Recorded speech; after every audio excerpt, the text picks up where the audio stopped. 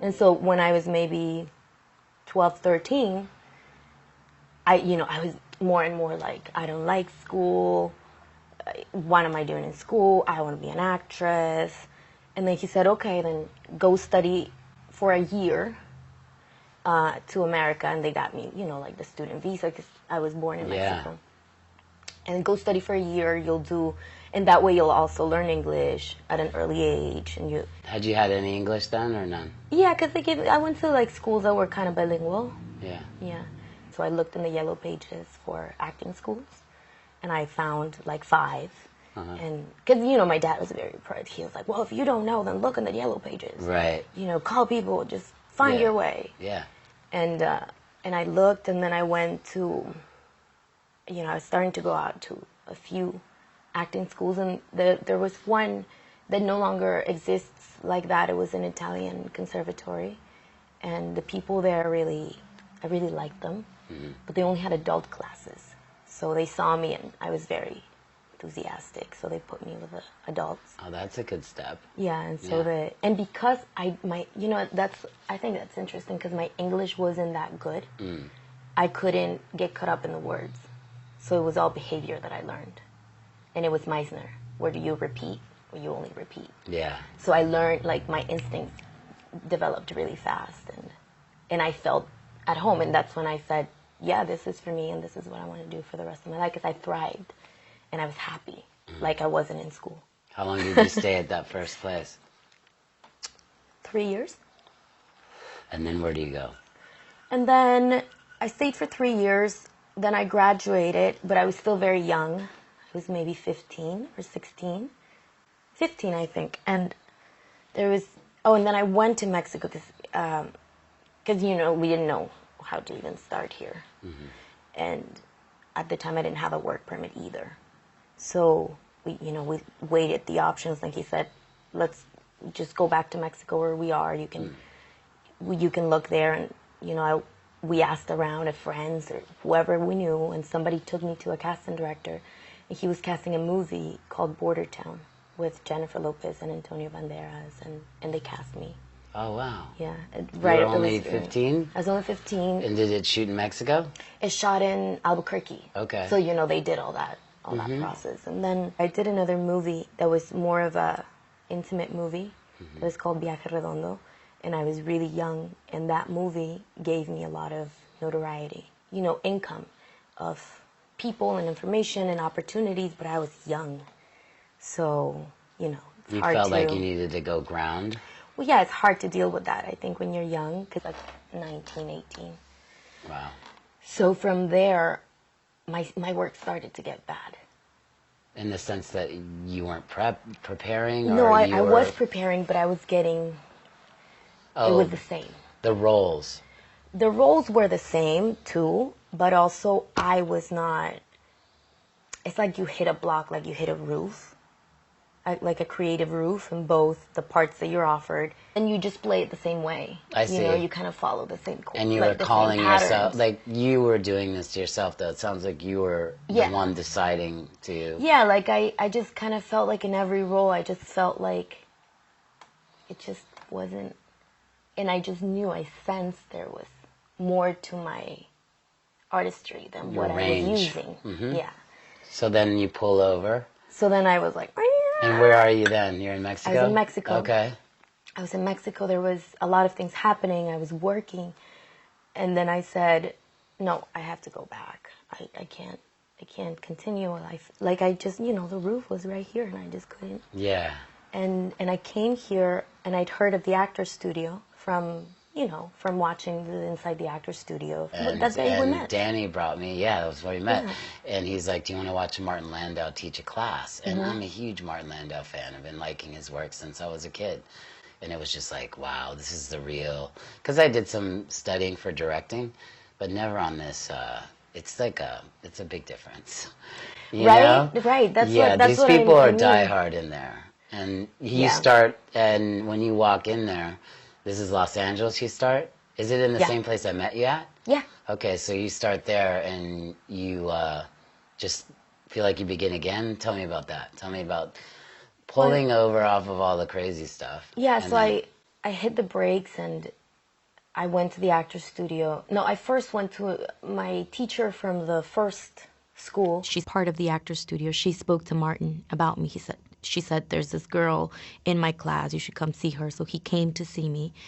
He came, he saw me do a scene. You know, I didn't even meet him. He just kind of... And then they sent me a letter of invitation to audition.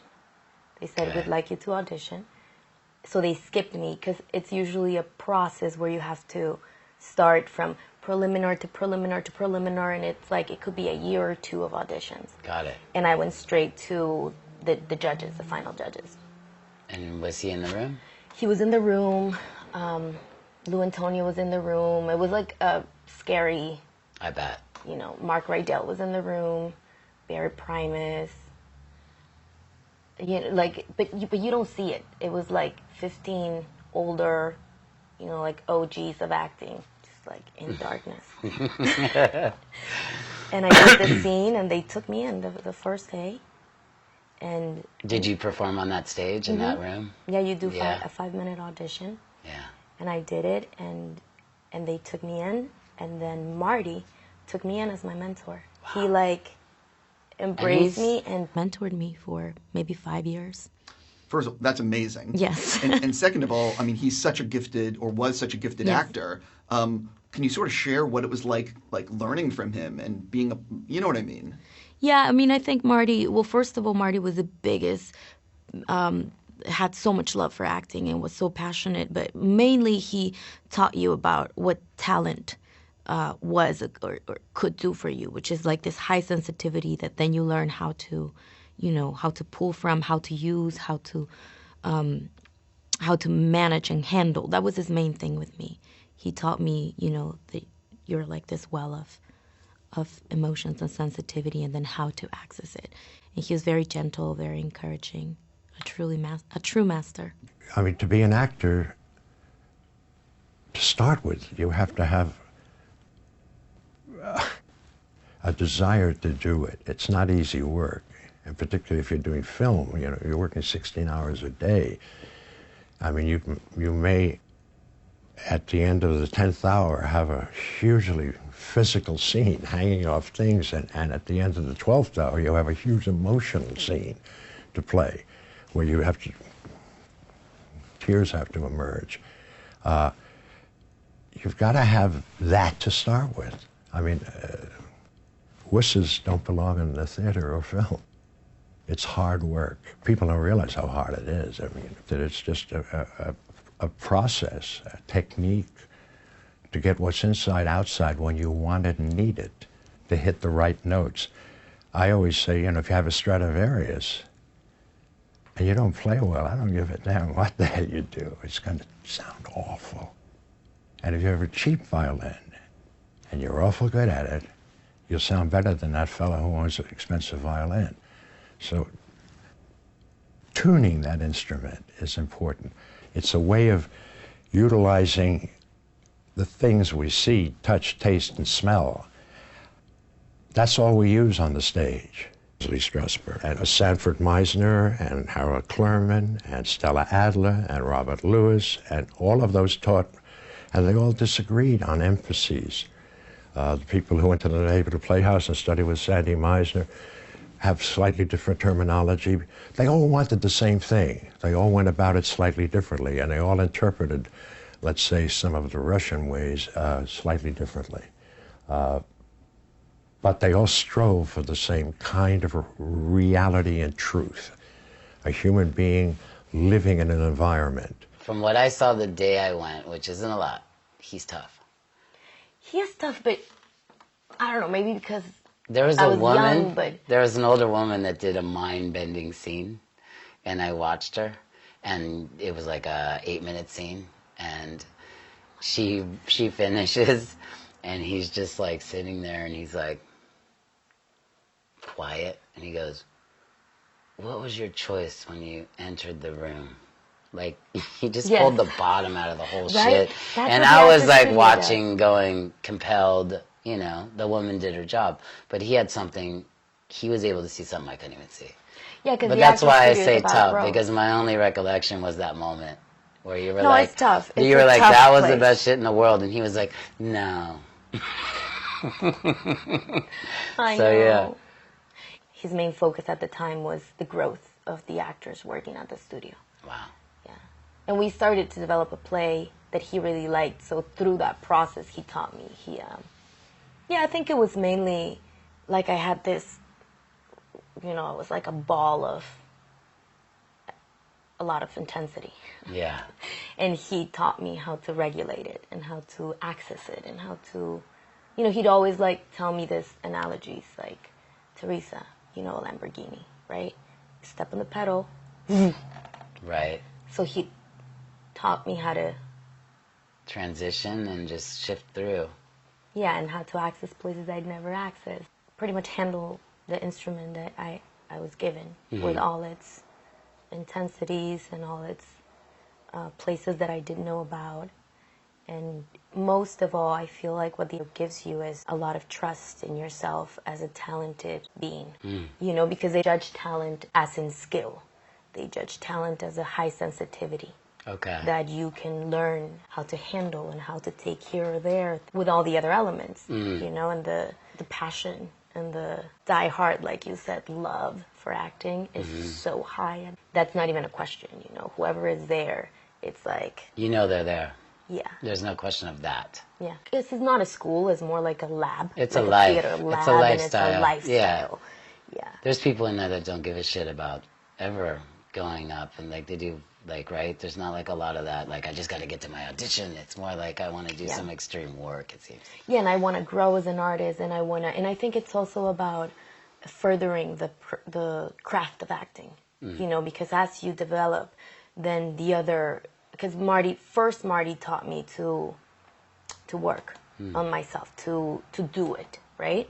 And then once he felt I had enough understanding, then he started pushing me to speak to others about how I work, because he used to say it's also about you being able to express what you do so that you can have an understanding and help others further. Did he know his work was so good, or did he have that thing that everyone has where they really have no perspective of how much their work is good? He knew he was great. He knew he had it in him. He knew because he knew he did the work. You know what I mean? And he believed that if you did the work, there was no way that truth wasn't going to come out. He had that conviction. And he always used to say, like, his biggest thing, he used to always tell me and everybody, Teresa, if you know how to swim, you're not going to drown. That was his big thing, and because sometimes you get in the stage and and you don't realize, oh. How long did you work together? 5 years. Wow. Yeah. 5 And years. how long were you self-appointedly stopped till you start going back up for a film, or when you go back out? When you felt like, I got this, I'm going to go back. I've been at the studio for like 4 or 5 years, and all my friends were writing me, my agent, everybody was saying, you are crazy. Everybody's forgotten about you. You're not going to be able to work again. Nobody's going to, it's like when an artist leaves for so many years. It's like, oh, they're gone forever. Right. But I just couldn't leave the studio. It was so much was happening to me. Yeah. And so Guy was developing this show, and he had met me before. He knew of my work, and they offered me a part. And that was like the moment where I knew that, okay, it's time now. And I went and I told Marty. That was the last time I saw him, the last time I spoke to him. And I said, Marty, they're offering me this part in the show, and with a crew of people that I admire immensely, because it was like some of the best directors of Mexico. It's a really high quality project. So it was like, in a way, like this huge gift. And I said, and Marty said, yeah, don't come back. I was like, what? What do you mean, don't come back? He was like, go, because now you have to go out there. I don't think you could, I don't know, I have this issue. I don't think it could be, I think there's some sort of genetic spark. But yes, you have to shape, work it, do this all stuff. I just feel like there's something in the DNA of somebody that I watch and can take me on, Yeah, I that mean, journey. that's good also when things get rough. Yeah. But if you have a vocation, which I believe is what I have or what I was born with, then you can wait for it to get better, because you know You that took a is your big shot vocation. with that waiting thing. Like, that's A big gnarly. shot. You're not allowed to wait. I know. You know, and That then, was and like, then this current culture, it's like if it was posted at noon on Instagram at 5 o'clock, it never happened. You know what exactly. I mean? Yeah, and my friends, oh my God, they write, Teresa, you are crazy. Yeah. And You weren't. my manager who also waited for me all those years and never You left. still have the same team. I still have the same Wow. team. And they waited 6 years for me to be studying at the actor's studio. I feel like she's studying. So Yeah. how does he would call me, he'll be like, you can learn and study at the same time. Sure. And you can work at the same time. I'll be Yeah. like, no, I can't. Yeah. How did Narcos come about? How does that go down? From the show that I did with Gail, Okay. one of the producers was going into doing Narcos. Okay. And he, you know, a lot of the people who were at the Gail show ended up at Narcos because everybody knew now they were going to do Mexico. And, you know, we all sent tapes, but there was also a lot of support, like these are the actors from Mexico that are doing great things. So Got that it. also always helps. You know, like now I could collaborate more without fear. And before I didn't know where the line was in terms of everything you learned you can actually bring into a set.